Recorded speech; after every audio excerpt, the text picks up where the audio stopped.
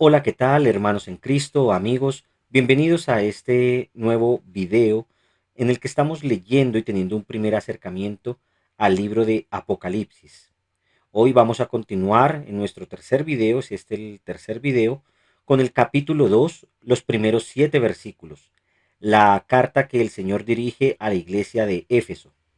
Antes de entrar en materia y directamente en la lectura, quiero recordarles que es importante que cada uno de nosotros busquemos a Jesucristo en espíritu y en verdad, que conocer a Jesucristo, conocer a Dios, es la vida eterna. Esto es lo que dice Juan 17:3, y esta es la vida eterna, que te conozcan a ti, el único Dios verdadero, y a Jesucristo a quien has enviado. Que debemos procurar en nuestra vida, en nuestra disciplina diaria, tener tiempo de oración, tiempo de lectura de la palabra, no solamente una lectura fugaz, no solamente una lectura superficial, sino un escudriñar la escritura, un leerla con amor, con deseo de conocer a Dios, de conocer la gloria de Dios, de ver la gloria de Dios en Cristo Jesús, de conocer al Señor y de ser moldeados por Él y para Él, porque le pertenecemos. También, si este video le es de edificación, si los videos que hemos estado subiendo de Apocalipsis son de bendición para su vida, no olvide dejar el comentario o algún aporte. Asimismo, compartir si es de bendición para otros hermanos, para otras personas. Compartirles también por medio de este material el Evangelio y la palabra de salvación. Recordemos que la fe viene por el oír y el oír por la palabra de Dios. Dice la palabra de nuestro Señor y Dios, continuando entonces en nuestra lectura de Apocalipsis, el capítulo 2, versículos 1 al 7. Escribe al ángel de la iglesia en Efeso, el que tiene las 7 estrellas en su diestra, el que anda en medio de los 7 candeleros de oro, dice esto: yo conozco tus obras, y tu arduo trabajo y paciencia, y que no puedes soportar a los malos, y has probado a los que dicen ser apóstoles y no lo son, y los has hallado mentirosos. Y has sufrido, y has tenido paciencia, y has trabajado arduamente por amor de mi nombre, y no has desmayado. Pero tengo contra ti que has dejado tu primer amor. Recuerda, por tanto, de dónde has caído, y arrepiéntete, y haz las primeras obras, pues si no, vendré pronto a ti y quitaré tu candelero de su lugar, si no te hubieres arrepentido. Pero tienes esto, que aborreces las obras de los Nicolaitas, las cuales yo también aborrezco. El que tiene oído, oiga lo que el Espíritu dice a las iglesias. El que venciere, le daré a comer del árbol de la vida, el cual está en medio del paraíso de Dios. Amén. Como ya había mencionado en los videos anteriores, había dejado claro que el mensaje a las 7 iglesias de Asia es un mensaje que corresponde para usted y para mí, que somos iglesia o decimos ser iglesia, que decimos estar en Jesucristo. Este mensaje a las 7 iglesias representa a toda la iglesia del Señor, tanto en el tiempo de Juan, cuando escribió a las 7 iglesias literales en lugares geográficos específicos dentro de Asia, como para toda la iglesia en ese entonces, así también para toda la iglesia en todos los tiempos hasta nuestros días. Cada uno de nosotros como cristianos, como creyentes, tenemos características que encajan perfectamente con una de estas 7 iglesias. Cada uno de nosotros estamos comportándonos o viviendo o teniendo frutos o teniendo una vida como alguna de la descripción de estas 7 iglesias. En términos de una posición relativamente dispensacional, también se habla en términos históricos de las diferentes iglesias, empezando desde la de Efeso, con los tiempos de Juan, hasta la iglesia de nuestros días, en términos generales, globales, una iglesia tibia, una iglesia que está dada al mundo, conformada al mundo, que cree estar bien, pero está mal, como la iglesia de la Odisea, pero lo veremos más adelante. Pero independientemente de esta posición dispensacionalista, lo cierto es que Cada una de estas descripciones que el Señor hace a cada una de las iglesias es para usted y para mí, porque cada una de ellas podemos ser exhortados y podemos aprender, y sigue estando vigente el mensaje de las 7 iglesias, desde Efeso hasta la Odisea, para usted y para mí. Y aquí dice que el que tiene las 7 estrellas en su diestra, el que tiene los ángeles que están siendo enviados a la iglesia, el que comanda a los ángeles para cuidar la iglesia, o los mensajeros, como podrían ser los pastores para el cuidado de su iglesia, es el mismo Señor. Pero también dice, el que anda en medio de los 7 candeleros de oro. Recordemos cuando estudiamos el capítulo 1, cuando leímos el capítulo 1, que los 7 candeleros representan a las 7 iglesias. Y es Jesús que se está moviendo y está en medio de las 7 iglesias. Es Jesús que está viendo a cada una de las 7 iglesias. Es Jesús que está viendo su vida y mi vida y conoce perfectamente su vida y conoce perfectamente mi vida. El Señor le puede decir a usted en este momento y le dice a usted, igual que me dice a mí, yo conozco tus obras. Y asimismo le escribió a la iglesia de Efeso, yo conozco tus obras. ¿Por qué conoce el Señor las obras de nosotros, de usted, de mí, de la iglesia? Porque Él está en medio de su iglesia, Él está en medio de los candeleros de oro. Después de dejar claro que es Jesucristo que está en medio de su iglesia y por lo tanto conoce nuestras obras, va a empezar a describir lo bueno, pero también lo malo de las iglesias. Está exceptuada la iglesia de Esmirna y la iglesia de Filadelfia, que son totalmente halladas en fidelidad y no hay nada en contra de ellas. Pero en el resto hay correcciones también, porque el Señor conoce tanto lo bueno como lo malo. Nada le es oculto. Y dice, yo reconozco tu arduo trabajo, yo conozco tus obras, tu arduo trabajo, tu paciencia y que no puedes soportar a los malos. Y has probado a los que se dicen ser apóstoles y no lo son, y los has hallado mentirosos. Es deber de cada uno de nosotros que tengamos también esta característica buena que el Señor está resaltando en la iglesia de Éfeso. Eso no significa no tener misericordia o no tener bondad, pero es necesario que podamos distinguir lo que es malo de lo malo, lo que es santo de lo santo, lo que es profano de lo profano, y de esta manera poder no ser partícipe de las obras de las tinieblas. Exhortación que también le hizo el apóstol Pablo a la iglesia de Éfeso, cuando le dijo no se unan a las tinieblas o no sean partícipes con las obras de las tinieblas, sino más bien reprenderlas. Pero ¿cómo vamos a reprender las obras de las tinieblas si no las reconocemos? Si no reconocemos el mal circundante a nuestro alrededor, si no reconocemos el mal en medio de nuestra cultura, si aún hemos asociado fiestas, costumbres o tradiciones sin discernir si bendicen, si glorifican, si dan honor al Señor. Pero aquí está diciendo que la iglesia de Éfeso no soporta a los malos y ha probado a los que dicen ser apóstoles y no lo son y los ha hallado mentirosos. Hoy en día la apostasía precisamente está servida a la mesa y hay apóstoles para todo tipo de gustos. Uno podría decir apóstoles a la carta, falsos, mentirosos, que solamente les interesa su estómago, que únicamente les interesa el dinero, que hacen mercadería de los creyentes, apóstoles como Maldonado, como Cash Luna y otros que se pueden decir por nombre, y eso no es un juicio errado, sino que es también lo presente en la escritura. Y no para juzgar a estas personas de una forma individual de condenación, sino para que ustedes estén alertas en qué oyen, en qué ven, en qué escudriñan, qué aprenden, qué toman, porque el Señor dice que debemos ser como la iglesia de Efeso, es decir, estas características son buenas. Debemos probar a los que dicen ser apóstoles y no lo son, y mostrar que son mentirosos. Y dice, y has sufrido, y has tenido paciencia, y has trabajado arduamente por amor de mi nombre, y no has desmayado. La iglesia de Éfeso estaba igual activa en el evangelismo, supongo, estaba activa en hacer misericordia, en hacer bondad, generosidad, en compartir el amor de Cristo con otros. Y aunque estuviera o hubiera persecución, aunque hubiera desprestigio de parte del mundo, como el Señor lo ha advertido continuamente, y nos advierte a usted y a mí, en el mundo tendréis aflicciones, el mundo os aborrecerá, dice, lo bueno es que no has desmayado por amor de mi nombre. Y dice, por amor de mi nombre. Por amor al Señor Jesucristo no ha desmayado y por amor al Señor no ha dejado de trabajar en la obra del Evangelio y en la obra del Señor. Pero aún así Jesucristo resalta algo importante que puede estar ocurriendo en su vida y en la mía.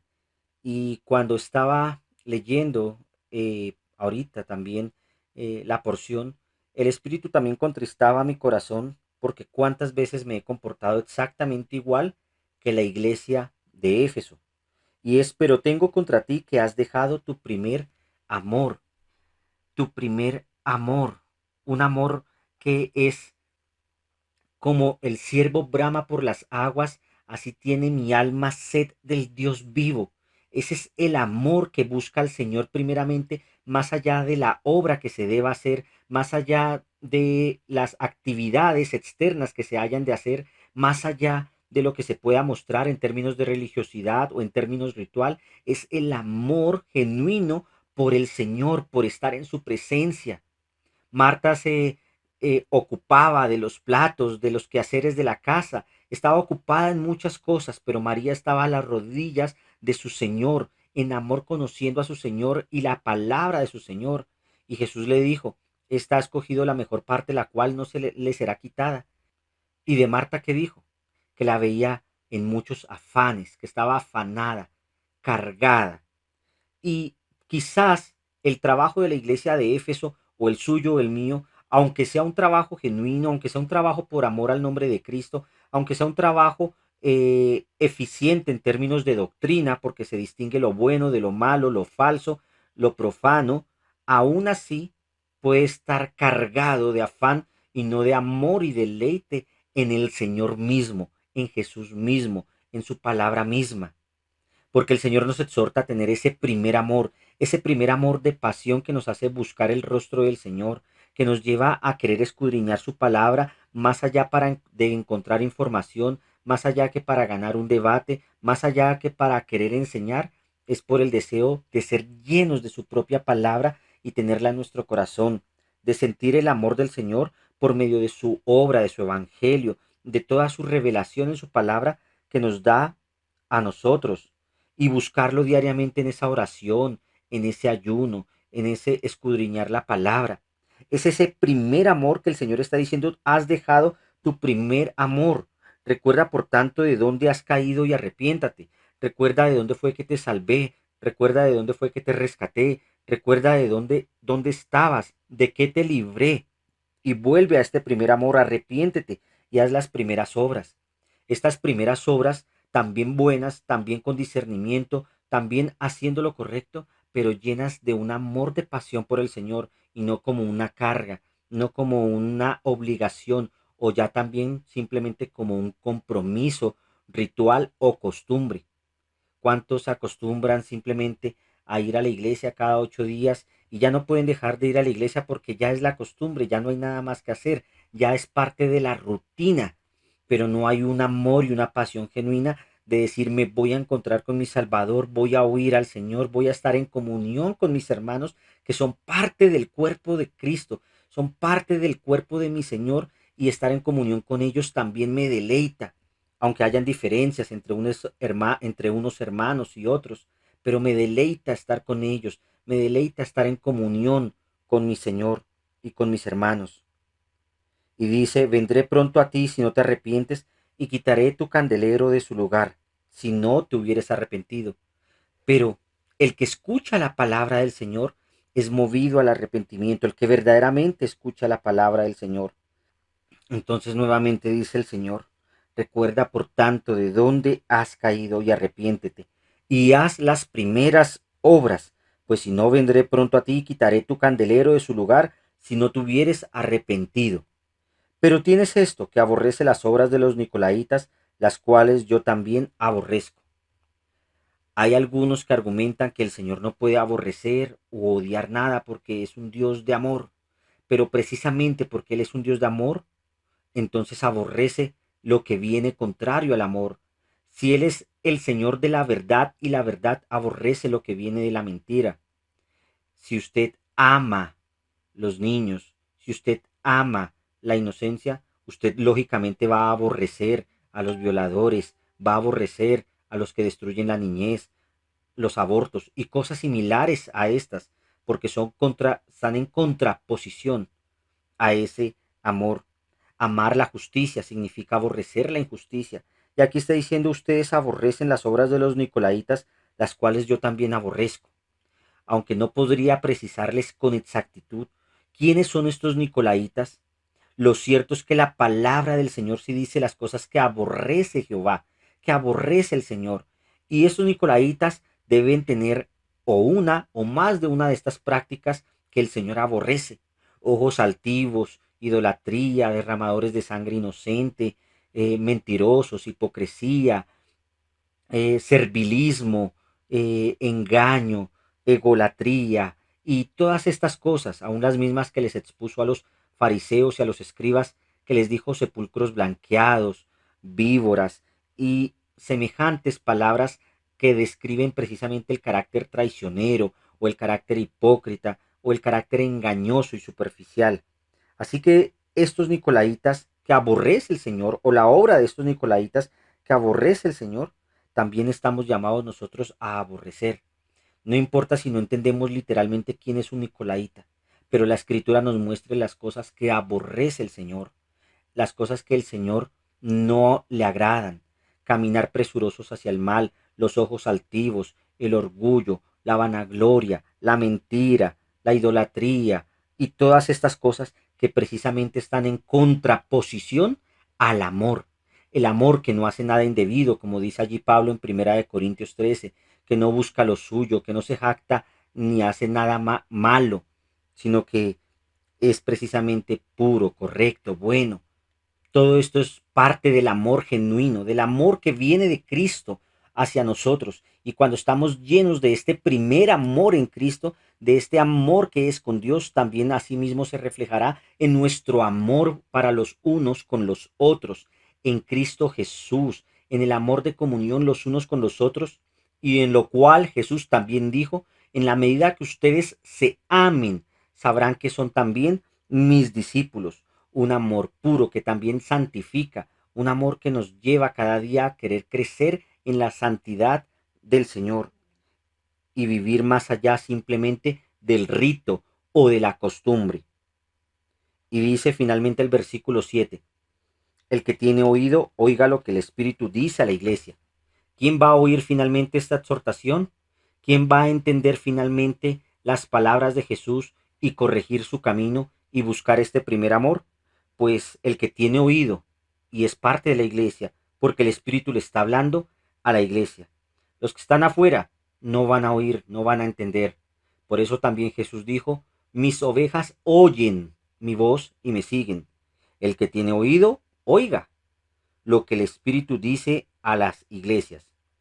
Al que venciere, al que permanezca en Cristo hasta el final, al que oiga la voz del Señor y corrija su andar y se deje corregir por el Señor en su caminar y reciba la exhortación de parte del Señor en corregir lo que debe ser corregido, al que venciere le daré a comer del árbol de la vida, el cual está en medio del paraíso de Dios. Y esta es una figura en paralelo al paraíso perdido del cual salió Adán y Eva. Y digo paraíso perdido en el sentido de que el hombre lo perdió, el hombre lo desechó y fue expulsado de él por causa precisamente del pecado. Allí donde pecó Adán y Eva. Allí estaba también el árbol de la vida, el que ellos no comieron. Ellos podían comer del árbol de la vida, pero prefirieron comer del árbol de la ciencia del bien y del mal y querer a su forma definir el bien, querer a su forma definir el mal sin tener en cuenta a Dios, siendo engañados y queriendo ser iguales a Dios.